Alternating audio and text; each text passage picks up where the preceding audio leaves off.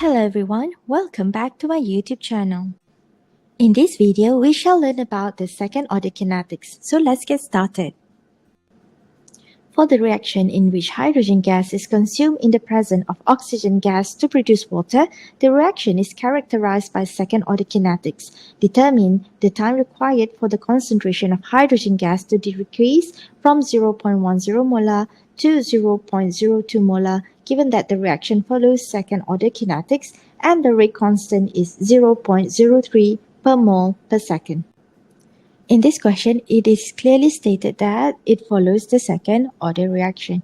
Therefore, the formula that we can use is 1 over AT is equivalent to KT plus 1 over A naught. Right. So the rest of the things is given to you because you were asked to find what is the time required and the initial concentration is given to you.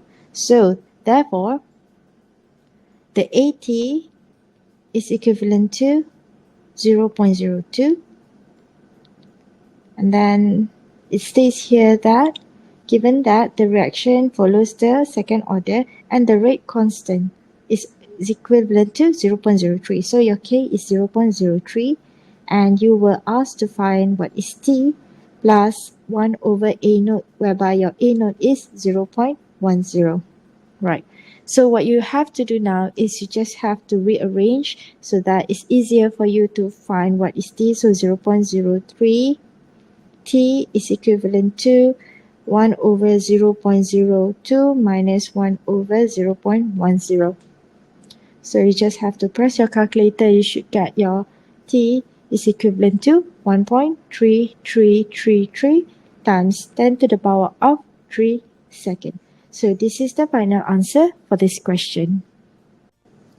Thank you very much for watching this video from the beginning till the end. So I'll see you again in the next video. Goodbye.